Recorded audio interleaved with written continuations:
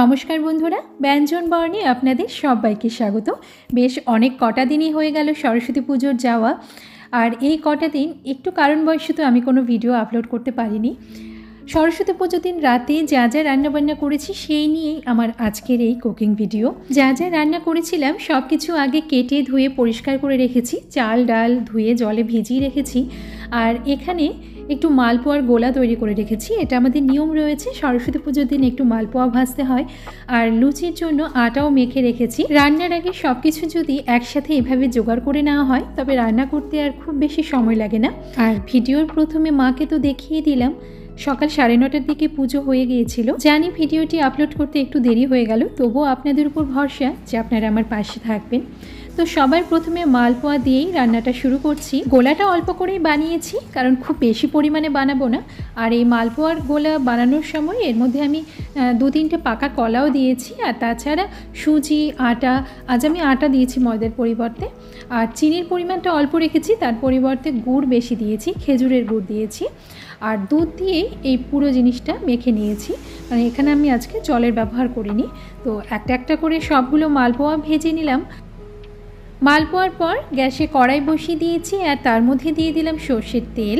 তেলটা ভালো মতো গরম করে নেব, সবজিগুলো রান্না করে নেব। তো আমি সবগুলো বার্নারই ব্যবহার করব, নাহলে রান্না করতে করতে অনেক দেরি হয়ে যাবে।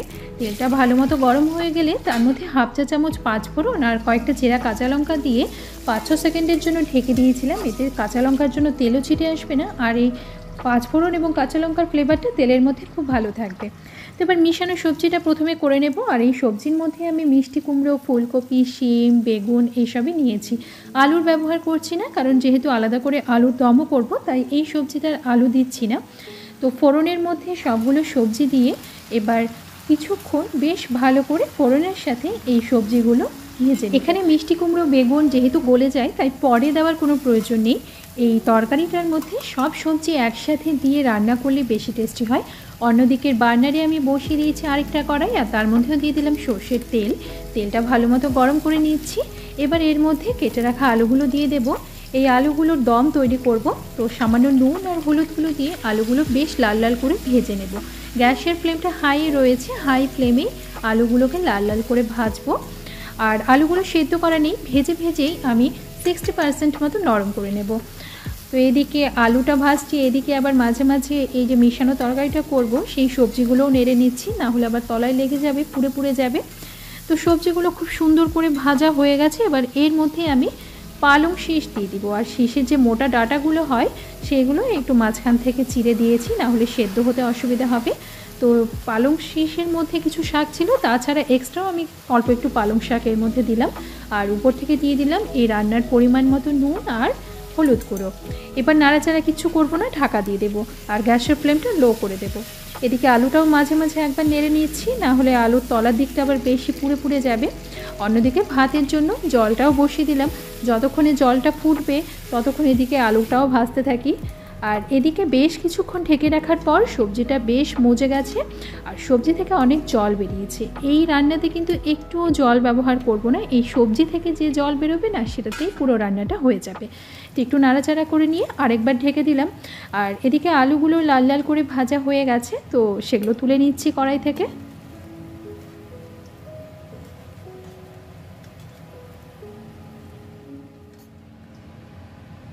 আলু ভাজার পর কড়াইতে যেহেতু তেলের পরিমাণটা কম রয়েছে, তাই আরেকটু সর্ষের তেল দিয়ে দিলাম। আর এদিকে ভাতের জন্য জলও ফুটে উঠেছে, তো ধুয়ে ভিজিয়ে রাখা চালটা এবার জলের মধ্যে দিয়ে দিচ্ছি। চাল যদি কিছুক্ষণ আগে ভিজিয়ে রাখা হয় তাহলে সেই চাল থেকে যে ভাত হয় তা বেশ ঝরঝরে হয় আর বেশ অনেকটা লম্বা লম্বা হয়। আর তাছাড়া বেশ কিছুক্ষণ চালটা জলে ভিজিয়ে রাখলে ভাতটা হয়েও যায় তাড়াতাড়ি।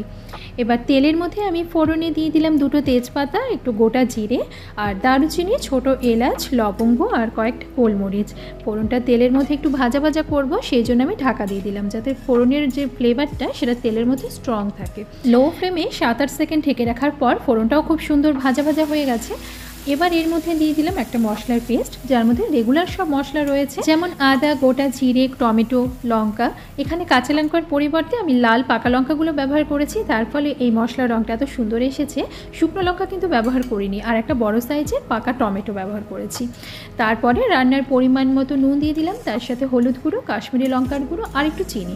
যেহেতু নিরামিষ রান্না হচ্ছে তাই একটু চিনি তো ব্যবহার করতেই হয়। সব কিছু ভালো করে মিশিয়ে নিয়ে লো ফ্লেমে ঢেকে রাখবো 5 থেকে 6 মিনিট মতো। ওদিকে বেশ অনেকক্ষণই হলো পালং শিশের তরকারিটা ঢেকে রেখেছি। তো সবজি থেকে যে জল বেরিয়েছে তাতেই এই সবজিগুলো খুব সুন্দর সেদ্ধ হয়ে গেছে। আমি কিন্তু এক্সট্রা করে কোনো জল আর ব্যবহার করিনি।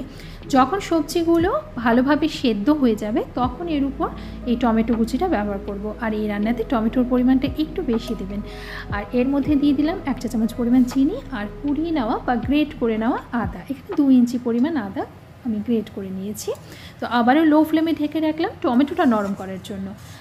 এবার এদিকে বেশ 5-6 মিনিট পর আমি ঢাকাটা খুললাম, আর মশলাটা খুব সুন্দর কষানোও হয়ে গেছে, তেলও ছেড়ে দিয়েছে। তো একটু জল দিয়ে দিলাম, মশলাটা নরম করে নিলাম। আর এইভাবে মশলাটা একটু নাড়াচাড়া করে নেওয়ার পর এবার ভেজে রাখা আলুটা এই মশলার মধ্যে দিয়ে দিচ্ছি। আলুটা তো ভাজতে ভাজতে আমি 60% মতো সেদ্ধ করেই নিয়েছি, বাকিটা এই মশলার সাথে হয়ে যাবে। তারপরে একটু জল দেব, তখন পুরো সেদ্ধটা হয়ে যাবে। তো মশলার সাথে আলুটাকে ভালো করে মিশিয়ে নিচ্ছি। আর এইভাবে মিশাতে মিশাতে কিছুক্ষণ 1-2 মিনিট মতো ভেজেও নেব, আর তারপর লো ফ্লেমে ঢেকে দেব। এই মশলার সাথে আলুটাকে কষিয়ে নেব। ওদিকে পালং শিশের সবজি হচ্ছে আর এদিকে আলুর দম। তো মাঝে ভাতটাও একবার চেক করে নিলাম। তো ভাত হয়ে গেছে, এবার এর মাঠটা গেলে নিচ্ছি। কলাইয়ের ডাল ধুয়ে রেখেছিলাম, প্রেশার কুকারে কলাইয়ের ডাল সেদ্ধ বসিয়ে দিলাম নুন, হলুদ আর কয়েকটা কাঁচা লঙ্কা দিয়ে। আর এদিকে বেশ কিছুক্ষণ ঢেকে রাখার পর টমেটোগুলো খুব সুন্দর নরম হয়ে গেছে, আর যে জলটা রয়েছে সবজি সব সেদ্ধ হয়ে গেছে, তারপরেও এক্সট্রা অনেকটা জল রয়েছে। এবার হাই ফ্লেমে এইভাবে নাড়াচাড়া করতে করতে জলটাকে শুকিয়ে নিতে হবে। এই সবজিটা একটু টক টক মিষ্টি মিষ্টি হয় আর একটু ঝাল ঝালও হয়, সেই জন্য লঙ্কার পরিমাণটা দেখেছেন আমি কাঁচা লঙ্কা বেশ অনেকটাই দিয়েছি। আর টক ভাবটা আসবে এই টমেটো থেকে, সেই জন্য টমেটোর পরিমাণটা একটু বেশি দিতে হবে। আর এই টমেটোর টক এবং লঙ্কার ঝালকে ব্যালেন্স করার জন্য একটু চিনি দিয়েছি। নাড়াচাড়া করতে করতে সবজিগুলো দেখুন বেশ অনেকটা ম্যাশ হয়ে গেছে, আর এরকমই ভালো লাগে। এই সবজিটা কিন্তু গোটা গোটা ভালো লাগে না। আর জলটা দেখুন একদম শুকিয়ে গেছে, এর বেশি আর শুকাবো না, তাহলে আবার ড্রাই হয়ে যাবে। এরকমই একটু নরম নরম মাখো মাখো ব্যাপারটা থাকবে। তো এই সবজিটা নামিয়ে নিয়ে এখানে আমি একটু জল বসিয়ে দিলাম আলুর দমে দেবো দেখে। আর এই যে তরকারিটা, এটাকে আমরা পালং শিশের চচ্চড়ি বলি। এর মধ্যে সর্ষে বাটাও দেওয়া যায়, তবে আজ যেহেতু রাতে রান্না করছি তাই সর্ষে বাটাটা আর ব্যবহার করলাম না। আর এটা শুধু ভাত নয়, রুটি, লুচি, পরোটার সাথেও দুর্দান্ত লাগে খেতে। আর যারা তরকারি দিয়ে মুড়ি খেতে ভালোবাসেন তাদেরও এটি দারুণ লাগবে।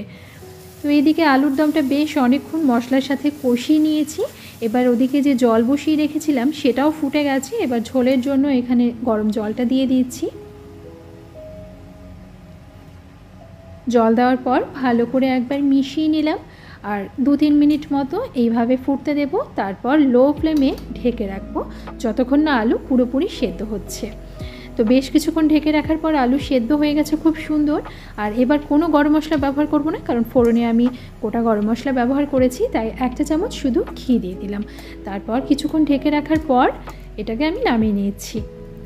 একদম সাধারণ আলুর দম, সবার বাড়িতেই এরকম আলুর দম হয়ে থাকে, এটা নতুন কোনো রান্না নয়। তো আমার আলুর দমও তৈরি। এবার আমি লুচির জন্য যে আটাটা মেখে রেখেছিলাম সেটা আরেকবার ভালো করে মেখে নেব। এভাবে আগে থেকে যদি আটাটা মেখে রাখা হয় না, তাহলে লুচিগুলো খুব সুন্দর নরম হয়, আর লুচিগুলো ফুলকো ফুলকোও হয়। তো আটাটা আরেকবার ভালো করে মেখে নেওয়ার পর এই লেচিগুলো কেটে নিচ্ছি, আর তারপর লুচিটা বানিয়ে নেব। ওদিকে আমার ভাত হয়ে গেছে, ডালটা সেদ্ধও হয়ে গেছে, শুধু ফোড়ন দেব। আর তারপর যে পালং শিশের তরকারিটা করলাম সেটাও হয়ে গেল, আলুর দমও হয়ে গেল, পোয়াও হয়ে গেছে। তো এখন এই লুচি ভাজবো, আর বেগুনি করব, আর কলাইয়ের ডালটা ফোড়ন দেব। তো সঙ্গে থাকুন। এই সরস্বতী পুজো এলেই ছেলেবেলার স্মৃতির কথা মনে পড়ে যায়। ছোট্টটি ছিলাম, কিন্তু সরস্বতী পুজো মানেই শাড়ি পরতে হবে। মাও নিজের সেই শাড়ি যত্ন করে সুন্দর করে পরিয়ে দিত, আর সেই শাড়ি পরে পাড়ার একটা ছোট্ট পুজো হতো, সেইখানে আমরা বসে থাকতাম। আর সেই যে আনন্দ, সেই আনন্দ এখন আর কোথায়। এখন বড় হচ্ছি, যত বয়স পাচ্ছে তত সেই মাদের জীবনটা এখন আমাদের মধ্যে এসেছে। মারা আমাদেরকে সাজিয়ে দিয়ে নিজেরা রান্নাবান্না পুজো ব্যস্ত হয়ে যেত, এখন সেই ব্যস্ততা আমাদের মধ্যে। তো কথা বলতে বলতে লুচিগুলো ভেজে নিয়েছি, আর এদিকে এখন আমি ডালটা ফোড়ন দিয়ে দেবো। সেই জন্য সর্ষের তেলে তেজপাতা, শুকনো লঙ্কা, অল্প পাঁচফোড়ন আর গোটা মৌরি, তার সাথে দুটো ছোট এলাচ দিয়ে একটু ভাজা ভাজা করে নিয়েছি। আর ফোড়নটা যখন সুন্দর করে ভাজা ভাজা হয়ে গেল তখন এর মধ্যে আদা কুচি দিয়ে দিলাম। এটা কুচিয়ে নিইনি, আমি গ্রেট করে নিয়েছি। এখানে আদা বাটাও দেওয়া যেতে পারে। তো এই ফোড়নের সাথে এবার আদা বাটাটা 10 থেকে 12 সেকেন্ড মতো একটু ভেজে নেব। যখন আদার গায়ে একটু ভাজা ভাজা রং চলে আসবে তখন এর মধ্যে সেদ্ধ করে রাখা কলাইয়ের ডাল দিয়ে দেব। আপনাদের সরস্বতী পুজো কেমন কেটেছিল, আর সরস্বতী পুজোর দিন কী কী রান্না করেছিলেন আমাকে কমেন্টে জানাবেন। আমি এই ধরনের কমেন্ট করতে ভীষণ ভালোবাসি। আর তার সাথে যদি ছেলেবেলার সরস্বতী পুজো নিয়ে কোনো স্মৃতি থাকে সেটাও শেয়ার করতে পারেন, কারণ কথাই আছে শেয়ার করলে সম্পর্ক সুন্দর হয়। আর আমি চাই আপনাদের সাথে আমার সম্পর্ক আরও মজবুত এবং সুন্দর হোক, কারণ আপনারা শুধু আমার সাবস্ক্রাইবার নন, আপনারা আমার ফ্যামিলি। তো ডালটা বেশ অনেকক্ষণ নাড়াচাড়া করার পর সামান্য একটু চিনি আর হাফ চা চামচ মতো ঘি দিয়ে একটু নাড়াচাড়া করে নিয়ে ঢেলে নিচ্ছি।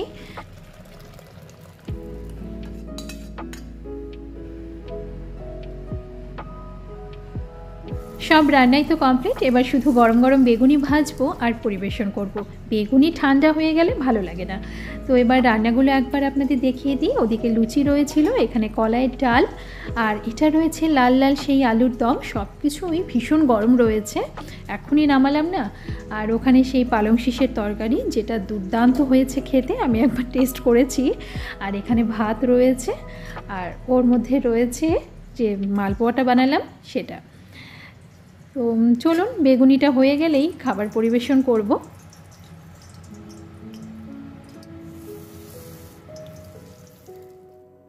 ভিডিওটি শেষ পর্যন্ত দেখার জন্য আপনাকে অসংখ্য ধন্যবাদ। আজ এখানেই শেষ করছি, আবার ফিরে আসবো আপনাদেরই জন্য নতুন কোনো ভিডিও নিয়ে, নতুন কোনো রেসিপি নিয়ে। ততক্ষণ সবাই ভালো থাকবেন, সুস্থ থাকবেন, আর চ্যানেলটি সাবস্ক্রাইব করে আমার পাশে থাকবেন।